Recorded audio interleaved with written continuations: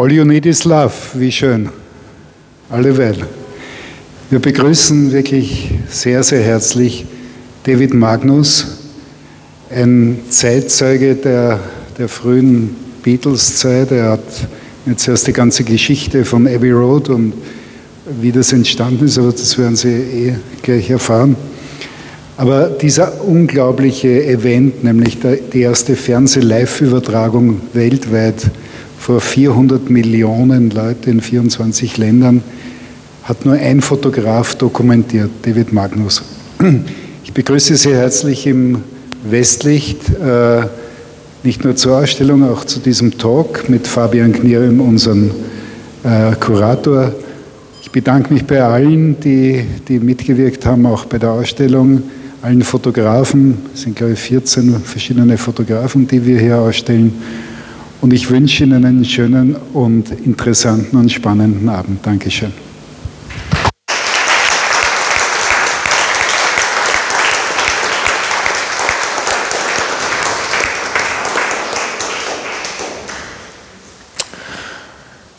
Thank you very much. Also from me, good evening everybody. Thank you for joining us tonight in the exhibition All You Need Is Love, Photographs of the Beatles. We are joined here tonight, as you've just heard, by David Magnus. David Magnus, photographer, obviously. And I will just briefly introduce him. Then we will have just a small chat. Absolutely. And then, of course, I can imagine you also will have quite a few questions for David, so we will open the talk up to the audience and we will have a Q&A, and you can ask everything you ever wanted to ask, but didn't dare to before. So, David was born in London and grew up in London? Yep, 1944. And he took up photography as a profession at a quite young age, you could say?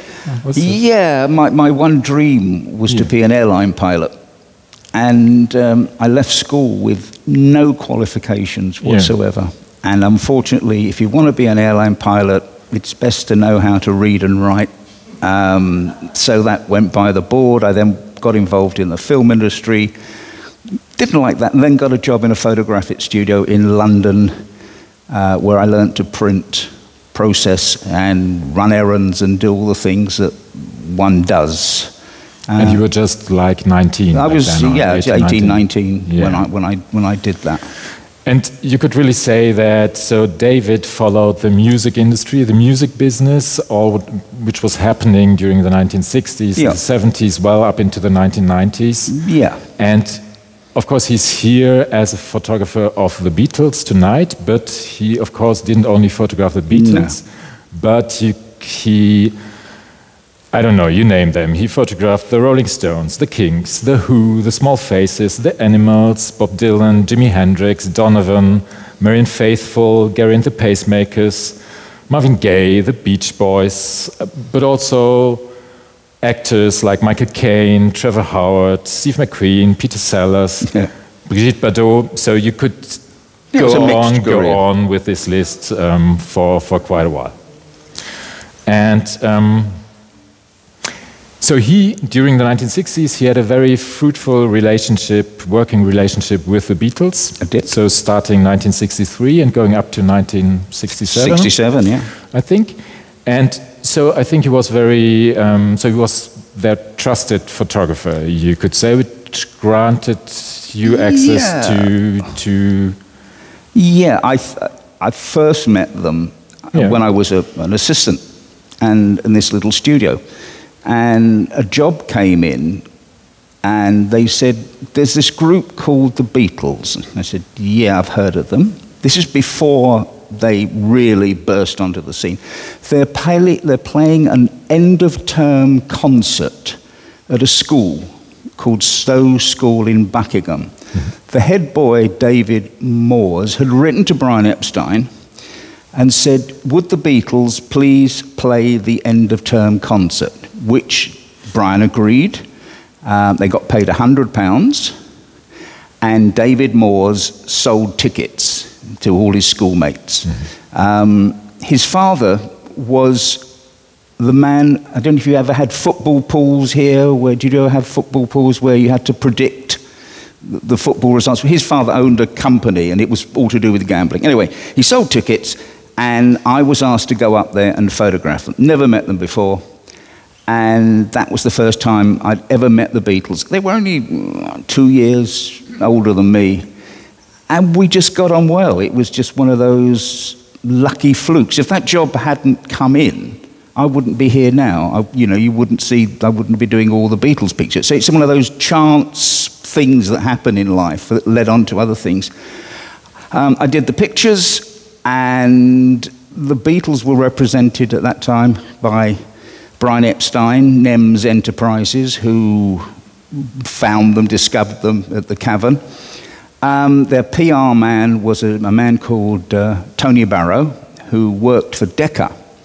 And Brian got him to come and join NEMS, and I got on well with Tony Barrow. Again, it's all about right place, right time. It's one of those strange things. They liked what I did, and then Tony said, well, look, we've got all these other NEMS stars. I mean, some you would have heard of, some you wouldn't, because they were a lot of British acts. And I photographed them, and that led to other things, and other people in pop business wanted me to do certain things. So the Beatles was a part, but I wasn't the only Beatle photographer. There were lots of us. But I think I'm one of the only few that's left. And I say that because I was 19 when I photographed them, and when I did All You Need Is Love, I was 23. Well, most of the photographers were, 6, 7, 10 years older than me. Well, I'm 78 now, so I'm really one of the last, I think, of photographing. So that Beatles thing really led on to so many other things.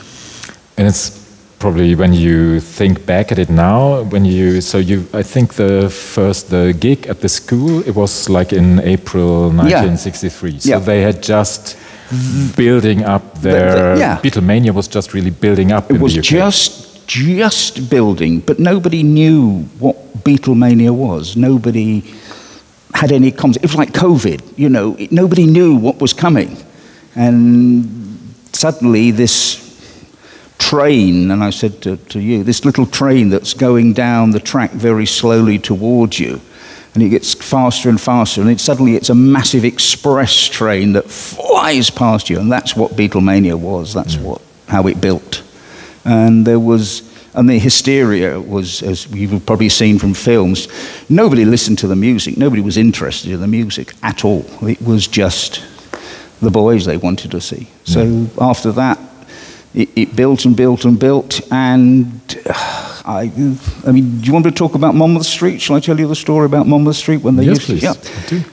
Once a month, because everybody in the press wanted to interview the Beatles, Tony Barrow would invite all the fan magazines, and I don't use that in a derogatory way, the girly magazines, the fan magazines, to come and talk to the Beatles. And they would sit in their office, the Beatles, and they'd be talking, and they would take out bits of paper, and they would doodle and write things and make things, and during the breaks in the interval. So the whole place was littered with bits of paper. And the journalists would ask questions like, if you had a girlfriend, what would she be? What's your favorite color, etc., etc., etc. And at the end of the day, all these bits of paper would be torn up and put into a bin. And Val, who was Tony's PA, would come along, put it in a sack and throw it away. Can you imagine what that would be worth today if you had a sack full of Beatle doodles, drawings, paper aeroplanes? Nobody knew at all what the value of anything to do with the Beatles would be later on. And that's what we were all unaware of. Yeah. No, it's true. It's really an interesting comparison to compare to COVID, because Beatlemania, of course, also it kind of spread around the world like a virus. It was like a pandemic. It was. There was mass hysteria. Yeah. And so when you first met them, they were literally quite... They were just four lovely guys. Four guys from Liverpool. From Liverpool. And even when I last photographed them in '67, they were still okay, pretty much. A lot of it was internal politics, which we'll probably talk about later. But, you know, on their music, their music was the greatest I think anybody has ever heard. So I wasn't one of these great friends of the Beatles. You know, I wasn't sort of a confidant in their home, you know, telling you all stories about them. But my work was with the Beatles, covering things, doing things for them, all for their PR company. And in the time between 1963 and 1967, so the first time, the last time you worked with them, on what occasions did you? There were so many. I mean, they would ring me up and say, they're doing this, they're doing that. Can you cover this for us? Can you do that? We went... I'll give you another example of Beatlemania. I think it was Copenhagen, and you'll have to correct me if I'm wrong. I'm in the dressing room with the Beatles. Okay. And we're chatting, and I don't know, I got up and I went out. I walked down a corridor. And a girl came up to me and she said, I want to touch you. You've been in the same room as the Beatles. Now think about that. That to me was Beatlemania. I'd been an ordinary bloke, had been in the same room, and as if I carried this, I don't know, this magic. And that was Beatlemania. To me, that summed it up. You forget the millions of screams and things. That was, what Beatlemania was. No, definitely. It sums it up perfectly because it has this really religious element about it. And if you see, I mean, you can see some of the pictures here in the exhibition of the faces of the fans being really having like outer bodily experience. Absolutely, absolutely. And that was one of the reasons they stopped touring, because nobody listened to the music. And I was wondering how people perceived it back in the day. I mean, you were really at the heart of Beatlemania, so there was this, I don't know, I guess some kind of craziness going around you. And did you at some point just go numb on it, or was it? Yeah. That screaming hysteria was something totally different from the core of the Beatles and their management and the people who worked with them. You know, they all had a job to do, and that hysteria was something that was kept separate. I mean, you've probably seen movie films of them being smuggled out of hotels in laundry baskets and various other ways. So they just wanted to get out, do their gig, get out and go. They didn't want this mass hysteria because they were musicians. They were great singer-songwriters, and the hysteria was not really for them. Although they loved it, but that's why they stopped. As I said, stopped touring, because they wanted people to listen to their music. Yeah. And could you? I mean, of course, you spent time with them, and I think John Lennon at some point he famously said that. So the whole thing it's just not about the music anymore, but it's all becoming a bloody ritual. That's really. it. So it was really, you probably could feel that they are beginning to get fed up with the touring and the... Well, if you see the film of Shea Stadium, when they haven't even come out yet onto the stage, and the stage was in the middle, the screaming was going on even then, when they weren't even on stage. And as soon as they came out, they walked on. It just was fever pitch.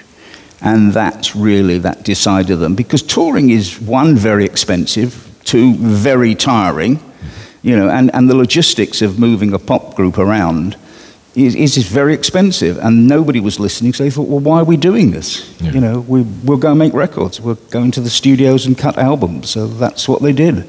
Yeah. And if you think about it, when you first met them, they're playing at this school, probably for like 100 people. Yeah, I mean, you can look on the internet. If you just put Beatles Stowe School, you'll see some very amateurish pictures of mine. And then just a couple of years later, it's Candlestick Park or Shea Stadium. Yeah. It's like 10,000 plus. You know, it was I was saying, an express train by then. Yeah. I'm always wondering because, you know, when you look back at the Beatles now from the perspective of an exhibition, it all is now it's become like larger than life. And they're so iconic. The images are iconic, and it all seems to be quite well. It has something of a legend, you could say. I'm always wondering how back in the days, how was the daily business? So a day in the working life of David Magnus, how would that go? Would just John Lennon call you up and say? No, it would be there would be Tony Barrow would call me up and say they're doing this or doing that. We need this covered. We'd like you to do this, and you go there. It's these days everybody's a photographer because everybody's got a camera and everybody's takes pictures. In those days, it was what I call wet photography. It was film. You had 36 pictures on a roll of film, and then you had to reload. So you had to be careful in what you took because you didn't want to run out of film at the crucial moments. But working with the Beatles, my technique that I always did, I never posed a picture with them. Ever. I never said, could you all stand together and smile at the camera, please? All the pictures of mine you'll see are all taken with a long lens, keep out the way, and it's more sort of reportage. Just let them get on with it, and they will make the pictures, rather than you telling them what to do. So I was there sort of as a silent recorder of what the events were. It was more, and I hate the word, I really do, reportage. I don't like that word at all, but it really was recording. And if you look at, well, some of the pictures, they're in the book. I mean, I photographed everything which you do, from the guy blowing up the balloons for the set to people, you know, the dress, the whole thing. So you can look at it and they say, well, that's what went on, and that's what they wanted me to do, to cover everything in that particular time. So it's interesting that you say this, because the Beatles, and you can see this on some of the photographs in the exhibition, I mean, they were quite proficient in posing for the camera. Especially like the four together doing their little routines and like playing with the photographers. So I can also imagine that it could have been quite hard to not have them like doing their I think that was the jokes in front of the camera. I think that was I mean, there's a picture behind you, the orange picture, which are one of the early pictures taken of the Beatles. So that poster. A lot of that was done by a guy called Deso Hoffman, who did the very early pictures of the Beatles. You may remember them in striped swimming costumes on the beach, and he did all their handout pictures, which were all that sort of thing, group shots. I never did that. I did it with some groups if I was asked to. My remit with the Beatles was to record the day, record what they were doing, how they were doing, and if you keep your distance, if you're taking pictures of people, you keep your distance and a long lens, it's interesting. You just get a much more natural feeling to the pictures. I was, you know, totally honest. I wasn't the greatest photographer in the world, not at all. But if you were a picture editor and you wanted a job done and you wanted a safe pair of hands to bring you back what you wanted, I was the man you'd send. You know, that was my strength. You know, you don't have to be arty, you don't have to be clever.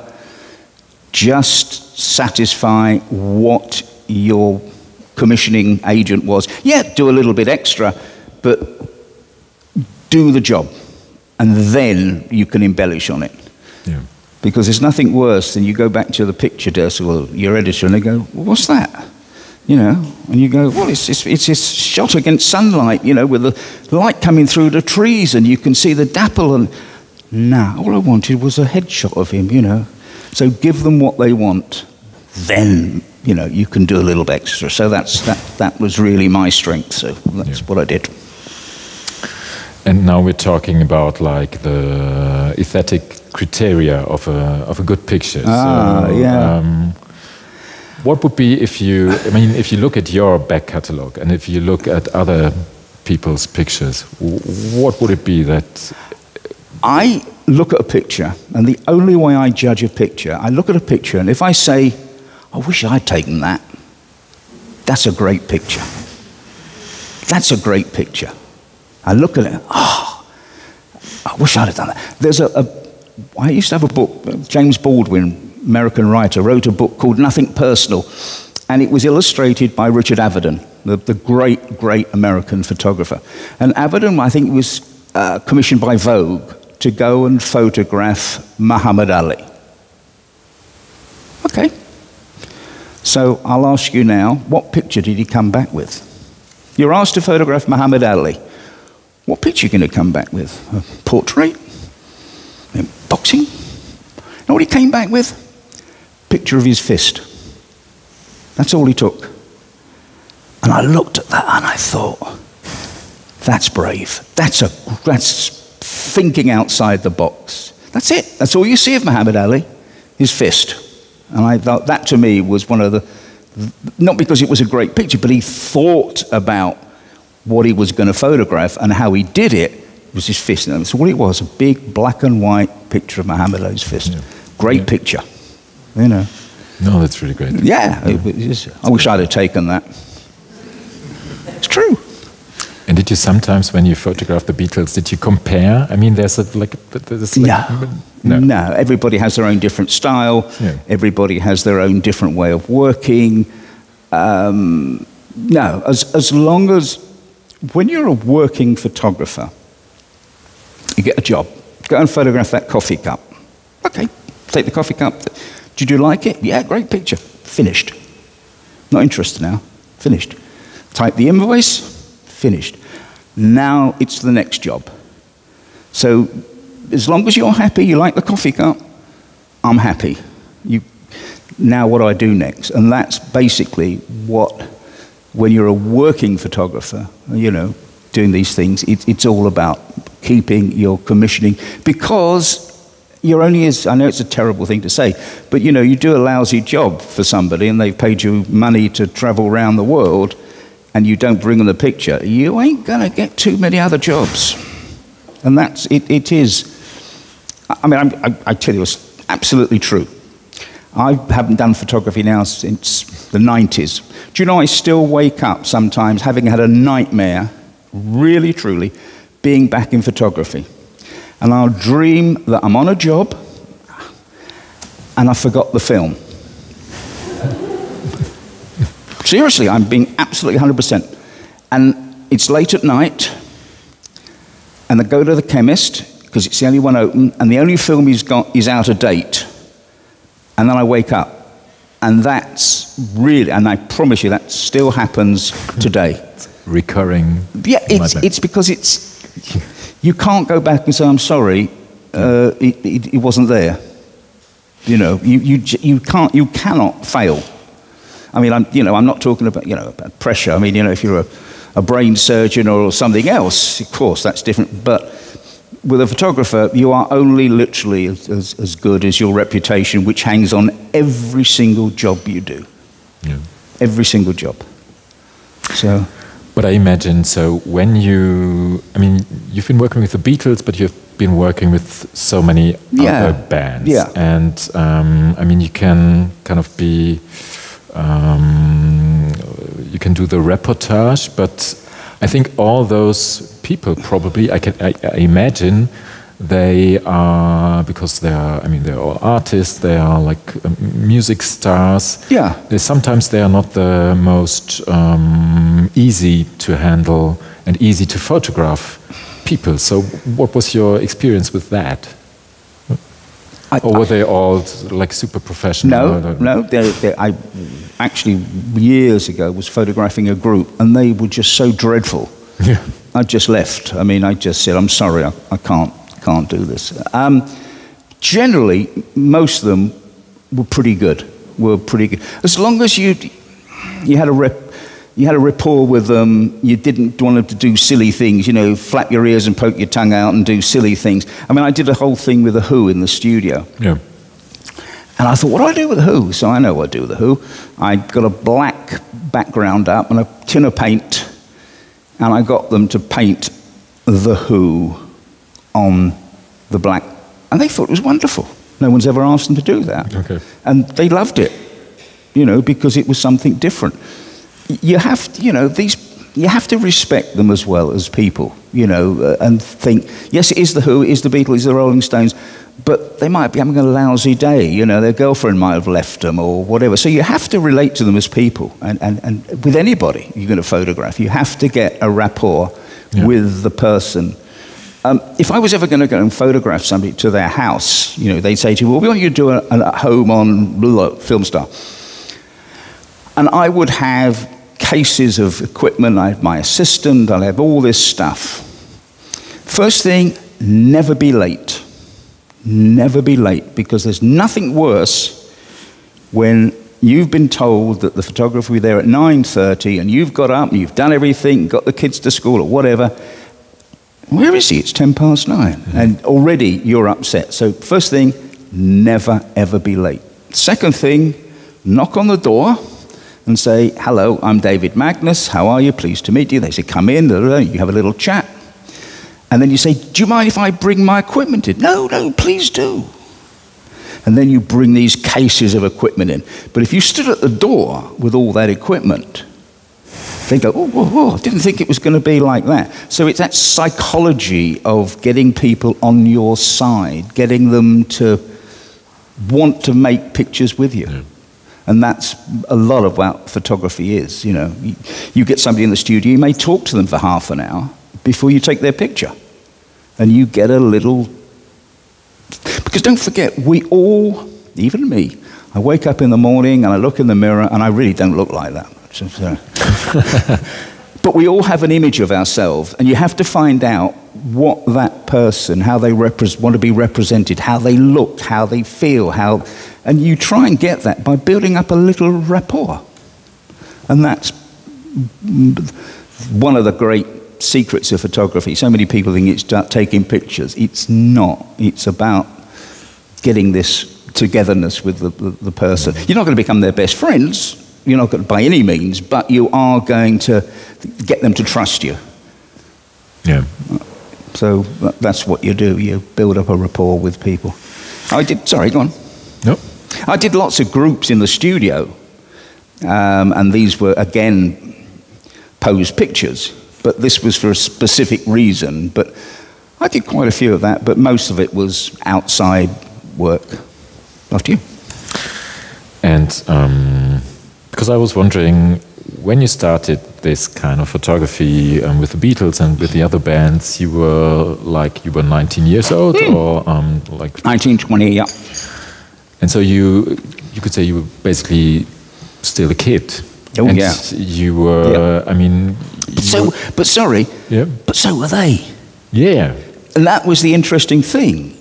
I was 19, they were 21, or they could be younger than me. So you bonded over the edge. Yeah. Because I would be interested to know if you at some point were switching into the role of the fan, or no.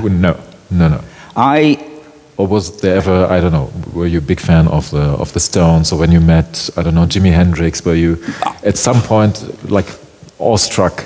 No. I learned something in this business.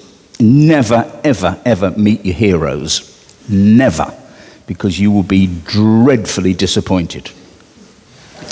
Dreadfully disappointed. Because you see this actor on the screen or this recording artist, and they're fabulous and they're on the screen. When you see them in real life, they're just ordinary people. See, we build this image up of people. People have two personas. They have the family life and what they do, and then they have the other part when they are an actor or a musician. And I realized very early on in this business could be very dangerous in a way that in those days drugs were limited to show business, right?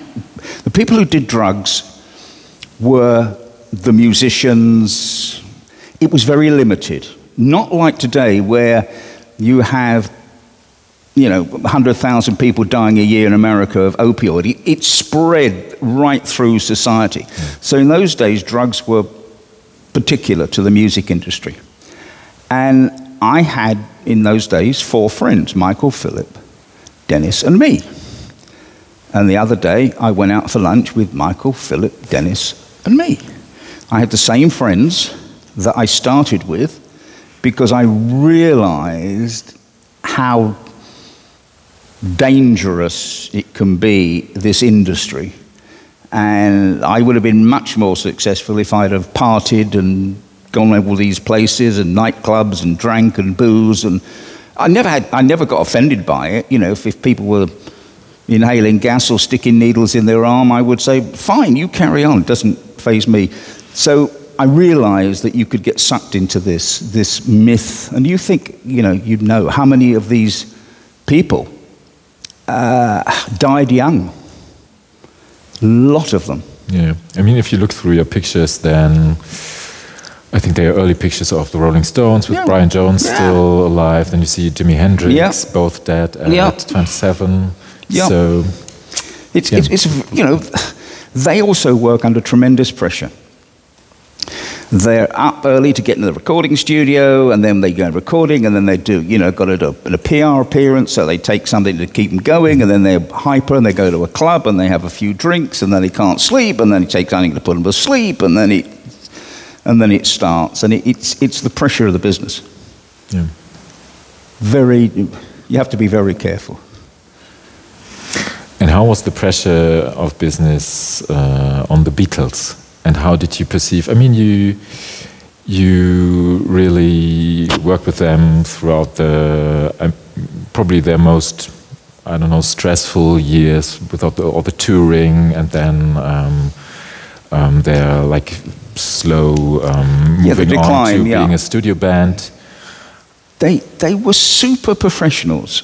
They were really were super professionals. I mean, there were 4 different guys. There was John Lennon, of course, who didn't suffer fools, sharp tongue, very intelligent. You had Paul, who was the handsome, good-looking one, who was the PR man for the group. He would try and smooth. You had George, who was probably the best musician of the whole lot, who didn't really get a look in so much with his music. And Ringo was very lucky. Because, I don't know if you know, on the first, I think, 3 singles, Ringo did not play the drums. His drumming was not good enough. Yeah. So they had a session musician come in and, play the drums for the Beatles. So, but anyway, he managed, and he was the joker. He was the joker of the group. So. Yeah. And I was wondering,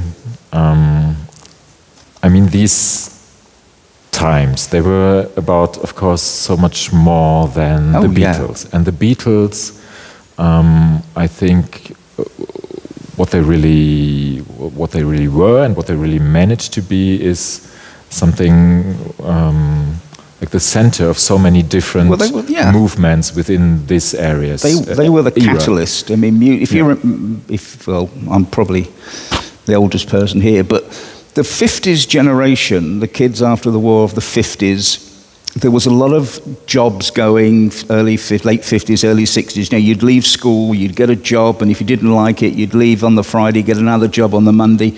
So we had a fair amount of income that we could spend. And this was really the start of the whole catalyst for the 60s. Music was, of course, the Beatles and everybody else. You mustn't forget all the American groups that came. Food. Nobody, you've heard me say this, nobody knew what an avocado pear was or an artichoke. Seriously. Nobody drank wine with their meals. The only time you went out for supper was your birthday. it was so different, and suddenly this whole thing, music, well, you know, music, theatre, cinema, clothes, attitudes. The pill came on the scene, which was, you know, a tremendous liberation for women. So this whole thing sort of all gelled together. And the Beatles and the Stones and all the other groups were at the forefront of this whole movement. And it changed the world. It changed everybody's way of thinking. I went to an exhibition at the Victoria and Albert Museum about the American pop scene. And it was exactly the same that we went through in England. You know, you had the hippie movement and you had all these groups breaking through. And it was happening all over the world, in Japan, in Australia, everywhere. So the whole world was in change, in flux. Different, you know, different to that. Attitudes were different. And I think it probably was like it was the same for your very personal development. Oh, yeah. Because you got this job at 19. Yeah. And then it really, as you said, it speeded up like a fast train all of a sudden. It did, because, you know, I'd be at home and one of my friends would be there. I mean, excuse me if I sound big-headed, but Michael Caine would phone up something, he wanted something. So hello, Dave. I said, yes, Mike. And I'd say to one of my friends, you know, pick up the extension. And they were, oh my God, it's Michael Caine, you know. But he was just somebody, I know it sounds blasé, please forgive me, but he was just somebody, lovely man, who I worked with. And somebody who I was commissioned to photograph. Not a great personal friend, you know, but just somebody who I photographed. So when you're involved in it, you really don't see it. Yeah. When these pictures, I mean, what's the day? 21st, isn't it? 21st today. 22nd tomorrow, 23rd. 24th, 25th of June, 1967, you can work that back. So we're only 4 days away, 3 days away, was when I took those pictures. So we're coming up to the 56 years ago. That's a long time, and you're still holding an exhibition. Yeah, definitely. I mean, if you think about it, 56 years ago, my grandchildren, before COVID, came home one day from school, and they said, Papa, we've got a song to sing. I said, what's that? And they started singing Yellow Submarine. I thought, yeah, well, our music teacher was talking about music today, and she was talking about the Beatles. And I thought, it skipped my generation, my kids' generation, and now my grandchildren are singing Beatles songs. And you think, that's really unusual. Yeah. It's really, really unusual. But they were great songs. Yeah. They were great songs and great music. Of course, and you always wonder if this could still happen today with all the... I can't see it, because the Beatles were very much like the great songwriters of the 30s and 40s, the Gershwins and those people who wrote great songs about, you know, heartbreak and love and whatever. And the Beatles did the same thing. They wrote about everyday life. You know, She's Leaving Home, Bye-Bye. You know, Penny Lane, they wrote about where they lived. You know, I used to sing When I'm 64. Now I'm 78, seems a long time ago. So, they're great songs. Yeah. And that's what we love. That's what's carried on through the years. I never say, you know, you'd never think they put men on the moon, so you can't say I don't think it happened today. But unless there's some great singers, Neil Sedaka, people like that, Carly Simons, who wrote great songs, may continue, but I don't know. Yeah. And speaking of about iconic songs, so we named this exhibition after one of probably the most iconic songs, of course, All You Need Is Love. And All You Need Is Love was written for a very particular occasion. And this occasion was the first ever multinational television broadcast via satellite in 1967. called Our World. Maybe you can tell us a bit about, you were photographing there, the Beatles. Yeah. Maybe you can tell us a bit about what that program was first, and then we get... It was an idea put together by a number of broadcasting companies. Satellite television had become a possibility and now had become a real thing that could happen. To demonstrate to the world that television could be a unifying force, it was decided they were going to try and put Our World was the name. They wanted to bring all the nations of the world together via television. And they invited, I think it was more than 19 countries. Some of them didn't take part, but they invited 19 countries to each do a segment for this program. I think you mentioned the first one was in Linz, the first segment. I mean, they had Maria Callas, they had artists from here, and our segment, the Beatles, was a live recording of All You Need Is Love. It was done over 2 days at the EMI studios. What they recorded is not what's on the record. They didn't think the take was good enough to release, so they went back and redid it. But the idea, 400 million people looked at this program, which in those days was quite phenomenal. So the idea was to everybody was going to do a segment, and I think, you correct me, the Vienna Boys Choir and the Vienna Philharmonic Orchestra, yeah, they played the title theme. And they did it for each segment. They did it in the language of that country, the Vienna Boys Choir. So they sang the song in German, French, Italian, whatever, to introduce the next segment. And I say our contribution was All You Need Is Love, a live recording. They originally didn't want to do it. They didn't really think it was for them. But they got persuaded. Brian Epstein said it would be good. They had, like all recordings, they'd been working on it. You know, when you make a record, you do the orchestra thing, you do the trumpets, you do this. You keep laying down tracks and build it up. So they'd already done a lot of work on the music. When they came into the studio, it was nearly complete. It was nearly complete. 2 days, the 24th, was they built a set because they wanted to have a... EMI Studios is massive. I mean, you can get 2 or 3 philharmonic orchestras in there quite easily. And sorry, EMI Studios, Abbey Road, popular known as Abbey Road. Abbey Road, yeah. Studios, isn't it? And so what they did, they built a set, small set, probably about as big as this, and they decorated it, and they had garlands and balloons and signs, just to give it a club atmosphere. They invited a lot of their friends along on the second day for the recording. And the whole thing went out live. Steve Race was there. George Martin, of course, was there. And they did the take. And that was it. And it was very strange, you know, this whole build-up of this. And then they cut the lights. It goes dark, and everybody says, bye. Yeah.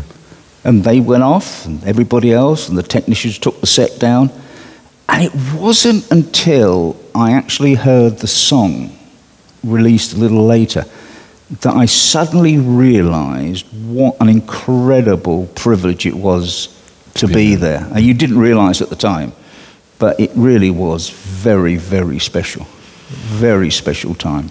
I mean, it's really I don't know. It's an historic moment in like an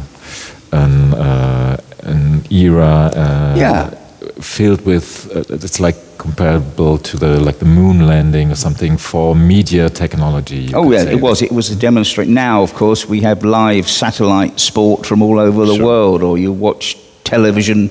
You know, you can go to any of your channels on your Virgin or your whatever box you have here, and you watch sport from anywhere, live baseball from America or horse racing from South America. So we take so much for granted now, but in those days it really was. And so they had like 2 days in the studio. The first day was really the setting up, building the sets. Second day was run-throughs, rehearsals, and then they got it down to par, and then it was the dress rehearsal, and then the live recording. And on these 2 days, you were the only photographer. I was the only photographer there. They did have a press call, which was done elsewhere. They had to do that, but I was the only photographer there to cover that whole thing. Interesting story. So you think, okay, he's done this. 1997, a company called Trax, who is a big Beatlemania company, rang up my agent and said they want to do a book about All You Need Is Love. And I go, yeah, I'd forgotten. I know it sounds strange. And they came to see us, we talking, and they got all the pictures out. Do you know I'd actually forgotten that I'd taken them? Yeah. Because, what is it, 22, 23 years ago. You know, there have been lots of jobs after that. I know it's hard to explain, but it was just another job. And it's only when you look back at it that you think, God, I was lucky. Yeah. I was a very fortunate bunny to do that. So. And how did you approach that? What did you want to capture there? I mean, they, as you said, they decorated the room. It was supposed to be like, had this party atmosphere. They invited their friends. But I photographed everything. Yeah. I photographed the building of the sets, the guys blowing up the balloons, the construction. Paul McCartney he wrote Come Back Millie, which was a note to his aunt who had gone to Australia on a visit, and it was a sign. I photographed everything, the empty set, with nobody on it. So when you're a photographer, take a picture of everything. And I built up this sort of picture. I mean, there is a book you can have a look at, and it starts off at the very beginning, and it sort of goes through, and then the Beatles appear, and then George Martin, and the whole thing, and then you get to the end where this sort of run through, and then you get to the recording. But you've got to photograph everything. Yeah. And you'll see it if you look at the book, which is... Yeah, so you can see the pictures on this wall, just across the wall over there. And I think one of the things I find really amazing about them is that you have the Beatles there at the height of their fame, you could say, and they are about to perform in front of an audience of 400+ million people, and then you have your photographs also in between, where they're just sitting at the cafeteria of the studios, just having a coffee and looking like some... As long as you're not intrusive, people are very natural. It's like, if I'm photographing you and I've got a 135mm lens and I'm looking, you're not really bothered. I'm not in your face. I'm not saying, can you unfold your arms? Can you do this? Can you do that? So that for me was the way I worked. So you just let them get on with it. I mean, the picture in the canteen, there's quite a few, all unposed, just took the picture. And there's another one where Paul turns around and looks, and there's another lovely picture. You've got this whole canteen shelf laid out with dozens of cups, right? And you've got George at one end of the counter, and I think it's Paul at the other end, waiting for their tea. And you've got this lovely tea lady, who's going to serve them. And I can imagine her going home at night saying, "Oh, I served Paul McCartney his tea today." And it was just lovely to see. And it's just natural. Yeah. For God's sake, don't say to them, "Please, can you go and stand over there and pretend you're having a cup of tea?" No, you don't. We all get embarrassed, Oh, come and do a group photo. No, I don't want to be in it. We all do it. True. So we're professionals. You just let them record the scene. And you also have this wonderful picture of John just chatting with Mick Jagger, and you feel like it's I don't know, it's like Khrushchev meeting Nixon, so you have this summit of the two major players. Yeah, it's a very strange picture. I've never seen a picture of the two of them ever. If anybody, I've never seen a picture of them too. One of those lucky pictures. I was there, they did it, I was ready, had the camera, had some film in it, and you just take the picture. And it just was a remarkable picture. I think, I've explained it before, because they were icons of two different genres of music, i.e. Jagger of the Stones and the Beatles, you know, John of the Beatles, they're different sort of music. I think they have a sort of mutual respect for each other because it was there was no competition. It was totally separate. Mm-hmm. I think if you'd have been two kings of rock and roll, I think that would have been different. But because there was, yes, there was competition, but because it was different genre of music, and you know, the Beatles rang up these people and said, "Would you like to come with? Would you like to come?" They all said yes. So. Mutual respect for each other, I think, is there. But there was a lot of other people there who... But then again, today at a tour, I had the question, like, who was bigger, the Rolling Stones or the Beatles? We'll have an argument. And then... I think you have to take a poll, you know. Who's Rolling Stones fans? Put your hands up. Who's Rolling Stones? Anybody Rolling Stones fans? One over there, two, three. Three, yes, yes. And you say, you know, you're either a Rolling Stones fan or a Beatles fan. And never the, you know, everybody will argue my sort of music is better and this. So I don't know who, you know, sure. I would never get into that. I was a Beatles fan because I love their music, never a Stones fan. Sorry, you Stones fans, I do apologize. No, I like their music, and I think the Jagger and the group are just brilliant showmen. I just, you know, I'm mesmerized when I see them on stage. And when I see Freddie Mercury on stage, you know, what a showman, what an artist, what a showman. And he could sing and write. So you look at these people for what they did, you know, and they were wonderful. Yeah. So I wanted to say we've been very lucky that you were so generous to lend us this really wonderful pictures for the exhibition. Pleasure. You are very lucky because you can purchase those pictures tonight and during the whole runtime of the exhibition. Yep. So David Magnus reportage pictures from the All You Need Is Love sessions. So unique opportunity. So I'd really recommend to have a closer look at that. David also was so kind to bring the book he just mentioned, and he will be signing it after our talk. Indeed, if you want to purchase a book, I will sign it, dedicate it to you with whatever you wish.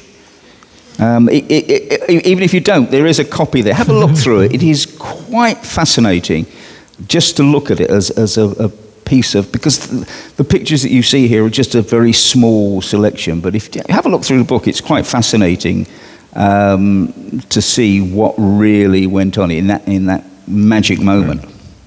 Yeah. So I think my last question would be, before we open the conversation up to the audience.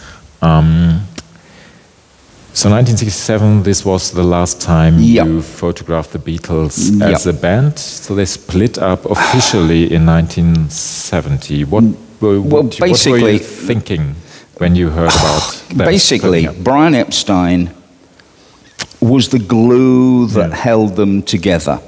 He was charming, sophisticated, gentle. And we all know about his personal life, and here you had a man who was the Beatles manager, who was desperately frightened that his personal life would come out into the public arena. But he held them together. Mm-hmm. You know, he actually held their group. A number of weeks after, of course, he died, and that's when the first fractures appear, because Paul McCartney wanted Linda Eastman's father, who was a lawyer, to manage them. The other three wanted Alan Klein, who was a New York lawyer, to manage them. So this really was, how can you have the Beatles being managed by two different managers? So this was the beginning. Yoko was on the scene. She began going to, don't forget, they've been phenomenally successful as singer-songwriters. She came on the scene and was at every recording studio, and why don't you try this, why don't you try that? And very slowly this built. Slowly, slowly, slowly, slowly. And in the end, I think, and you being a Beatles, I think Lennon walked in one day to a meeting and said, I want a divorce. And that was it. And that was it. And they just went their separate ways. And, you know, for four guys to stay together that long is quite remarkable if you think about it. You know, working, traveling, recording for all those years. But in the end, it just became too many pulls apart, too many different directions to go into. And then it didn't just finish. At the end, it was quite bitter. I wasn't a party to that, but from what I've been told, it was quite sad that it happened. But we still got the music. Yeah, we still got the music. True. Thank you very much. Pleasure. Pleasure. Thank you.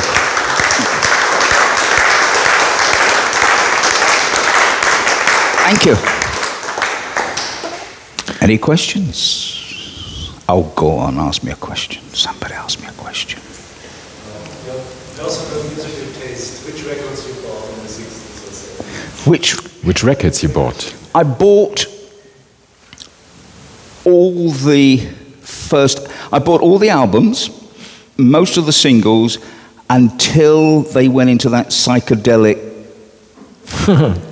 Indian, and then I got lost in that. I got lost, strangely enough. But you see, they had to progress. You can't sing She Loves You for the rest of your life. Yeah. And they were creative songwriters, so they had to move in different directions. But that was for me. I bought the White Album because I thought I should have it, and I mean, my prized possession was I had a first copy of Please Please Me, and when it was first released, it was a first record off a first master, and it had all the wrong credits on it. And it was then withdrawn, and I had that, and it was autographed to Dave, and drawings and squiggles on the Beatles, and I'm sorry to say I sold it. Well, my wife said to the grandchildren, it's going to have no value. Yeah. You think about it, you know, they'll probably, so I sold it. And the amount of Beatle memorabilia, I mean, I don't know if you read. You made somebody happy with it. Yeah, well, there was a wall in, oh God, what's his name? The American, very famous American host show. Oh, I'll think of his name in a minute. And there was a bit of wall there that the Beatles had signed, right? And they refurbished the studio. And somebody got this bit of wall, and it sold for $120,000, you know, 4 bricks, because the Beatles had signed their name on it. Yeah. I mean, it is incredible. It's like these bits of paper that if we all had, you know. Anybody else? Oh, that'd be a question. Yes, please. First of all, thanks for the interview. It was very nice to listen to you. Thank you. I got a question regarding your photography, and did you develop film or did you send it to cameras? When you're a working photographer, I started when I was 16, 17 in a dark room, learning to print and process and develop film, etc., etc. You have to know how to do that. You know, you have to know the basics. It's like driving a car. You have to know what the clutch and the brake and the this does. So you have to get that. When you become a working photographer, then you give it to your lab or your studio or your client because you're too busy. Your job is to take the picture and then what you would do, you would get the contacts, you take the picture, you go to the contact, and then I would mark up whichever pictures I'd liked, and that was it. And then the printing and other bits would be done by other people. Thank you. And you also mentioned in the talk that you stopped taking photos in 1990. Yeah. So what did you do afterwards? What did I do? 1976, I started a plastics company. Don't ask me. But I suddenly realized, no, it's weird. You know the folders that you used to put transparencies, like plastic wallets? And I went to my wholesaler, and I said, where I used to buy my film, and I said, how much is the plastic wallet? And he says, they're 50 pence. I thought, that's a lot of money. So I went and did some experimenting, and I sort of found out how they were made and where they were made and who made them. And I found a company. I said, can you make this for me? He said, yeah. He said, how much? Oh, I said, 10 pence each. I said, well, that's it. So I went to my wholesaler. I said, that wallet, I can get that for you for 20 pence. He said, well, have 1,000. And I went into business, which something I didn't quite understand. You know, when you're a photographer, you're selling nothing except an image. But when you can buy something for 20 pence and sell it for 40 pence, I couldn't get my head round this. So it took me a long time to realize that this is business, this is commerce. So that's what I did for a number of years, which was very successful. And then digital came in, and that was it. The whole, my business, I mean, it was quite fun. But once digital came in, which was then like a crescendo waterfall, all the big newspapers, picture agencies went digital. And that literally killed the film industry. I mean, you know, Kodak, Fuji, the people who make the enlargers, the people who made the paper, the chemicals, the people who made the darkroom equipment, just collapsed. And so did the envelope business. When you want to send a picture, you get an envelope with a cardboard back on it, right? You know, stiff back, and it would have "Please do not bend." They were using hundreds of thousands of these every week in the agencies in Fleet Street because they had to put the pictures in somewhere to transport them. Died overnight. So a lot of envelope companies went out of business. Quite strange. So that's really what happened when digital photography came in. And Kodak, who had the first digital machine, never realized that it was gonna, they thought that digital and wet photography, as I call it, would run side by side. No way. I mean, how many of you, I've got a digital camera or a phone, how many times you print out a picture? I'm just once a year, twice a year, if it's the kids or the family or something. We don't print pictures anymore, you know, you just don't. And that's the way it is now.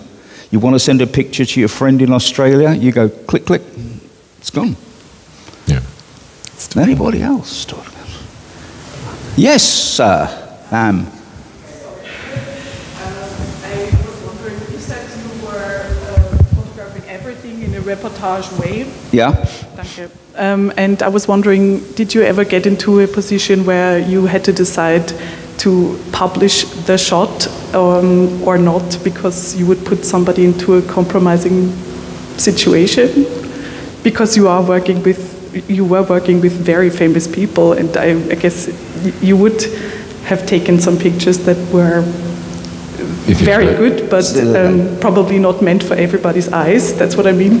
So if you ever took some, so I think the question is if you ever took some pictures which were not fit to be published because there were some compromising, because you said you photographed everything, so and anything that was not flattering, or somebody was with somebody they shouldn't be, or whatever, kill the picture. Because the trust that you have, which is most important, is dead. Yeah, you may get a lot of money because you've got a picture of whoever doing. It's different today because it's totally different. When I was doing photography, there was a sort of moral code, And if you really, you didn't, you know, this kiss and tell, you didn't do it. Today, it's all scandal, it's all pictures of this one, and that's what really sells papers still.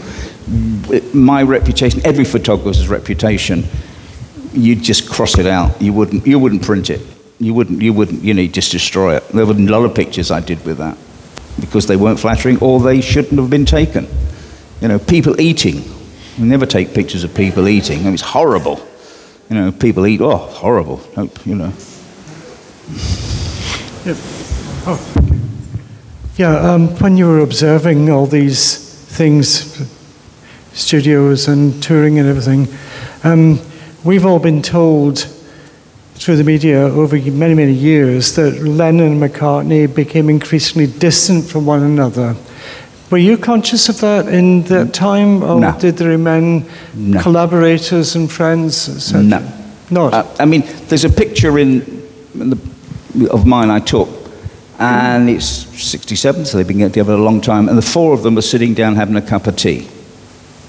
They wouldn't have done that unless there was still some cohesion in the group. You don't do, and that's not posed. I never said, oh, let's all go upstairs and sit in the canteen. That happened. So I don't think it was that fractious at that time. It was beginning, but not that I was aware of. So that all really came again much later on, because you know, if you remember, they went into Apple and they had the Apple store and it was all run by amateurs and the stuff was stolen and people weren't paying for stuff, and you know, they just went into mad things, and it was just crazy time. There's a very famous story, and I try and think. Peter, the American actor, I'll think of his name in a minute, he was one of the Hells Angels. And you know, they invited the Hells Angels to come over to... Fonda. Peter? Peter Fonda? No, what Peter Fonda? Peter Coyote. Peter Coyote. And they asked him, he was one of the Hells Angels, and they actually asked the Hells Angels to come over to the Apple building, and there they were, you know, it was crazy. What are the Hells Angels doing in the Apple building in the West End? It was just crazy, silly times. It was run by amateurs. Yeah. It was run by amateurs, and the money they lost zillions, because they thought they could do anything, but it didn't work. Mm-hmm. Anybody else? Yes? I guess you were not involved, but I'd like to know how come the Beatles came to Austria for important filmings and stagings. I mean, they've been big photographs in Obertauern and things like that. How did that come about? The Beatles what? How it came about that the Beatles came to Austria? Yes. That's the question. I truly don't know. I mean, these were contracts that were signed. It was something totally different to what I was involved in. You know, the promoters would say, I want to take the Beatles here. They would book the theatres. They would agree a percentage of the take. And if it was commercially viable, Brian would agree to do it. So this particular occasion was they came to Austria for the shooting of their second movie, Help. And I think the movie was just picking, like, it was kind of modeled after the James Bond movies of that era, and just picking kind of picturesque landscape backgrounds to set the story in. And there you have like the chase on skis, and then you go over to the Bahamas, and then you have some beaches and water, and that's basically how I think the Beatles came to Obertauern and to Austria. I mean the movies. I mean, Dick Lester, who directed the movies. I mean, it was really just an exercise to put the Beatles on film. They had to come up with some stories, so they came up with all these ludicrous stories, and it didn't matter because the four of them could have stood there for 90 minutes and they probably packed houses and did nothing, but it was, again, a massive moneymaker for them. Yeah. The other interesting thing was, and I go back almost to the beginning, about merchandising. Nobody knew about merchandising, and people were coming up to the NEMS organisation and say, we'd like to produce a pillowcase. We'd like to produce, you know what football clubs merchandise today? Well, this is exactly the same thing the Beatles came up to Beatles. And they sold the merchandising right for nothing. I mean, like 10% or something, when they should have sold it for 90%, you know. And they absolutely cost them a fortune. Yeah. And everywhere you went, there were, you know, Beatles pens, Beatles bedding, Beatles everything, badges, etc., etc. And that was a big, big mistake. But again, nobody knew. Nobody knew. Anybody else? No? Yes, sir. On this occasion, you were the only photographer. But there were events where probably there were many photographers. Do you recognize a photograph of yours after 30, 40 years, or is there the possibility? Yeah. Okay. Funny enough, it's very strange about that. You can see a picture. It's like music. You know, you hear a song and you think, oh God, I haven't heard that for 30 years, and you can sing it. It suddenly is buried away. And I'll see a picture, or somebody to say to me, was that your picture? And I'll look at it and I'll go, oh my goodness, yes. And you sometimes do get this sort of recall that something you took all those years ago. And sometimes you don't, but most of the time you can remember. Yeah, you can remember. But even the Beatles are not sure who wrote what song. You said it's the same in music. But even there are some songs, John said, I wrote it, and Paul said, I wrote it. So, I can't hear that very well. So you said you will remember every picture, and it's with music, and so the argument is that even the Beatles, even John and Paul, they couldn't always remember who had written this song. But that's maybe more political. I think that's a bit of a strange story. I think they would know.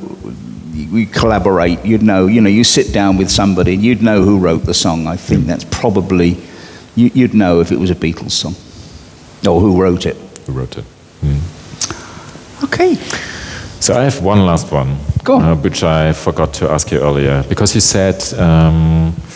When it came to taking pictures, you should avoid your heroes. Yeah. Which of your heroes did you avoid? I'm not going to tell you which of my heroes I avoided. I'll tell you the three nicest people I have ever met in my life. One was Roger Moore. Mm-hmm. One was David Niven. And the other one was a singer you may have heard of, Roger Whittaker. I don't know if that name rings a bell.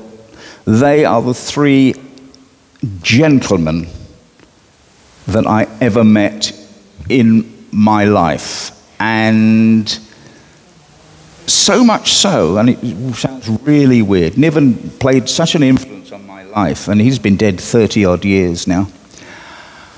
Last year, I said to my wife, we spend a lot of time together. I said, he's buried in Switzerland.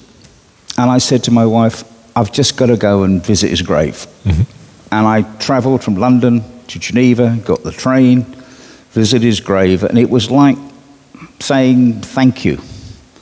Because those three people treated everybody exactly the same. And it was really wonderful to see those sort of people. And you learn so much from people. And I'll tell you I'll finish up on this. When I meet somebody, I'm sitting down, I always stand up and talk to them. And people say, oh, that's polite. I was once working on a project as a photographer with the Duke of Westminster. The Duke of Westminster is England's richest man.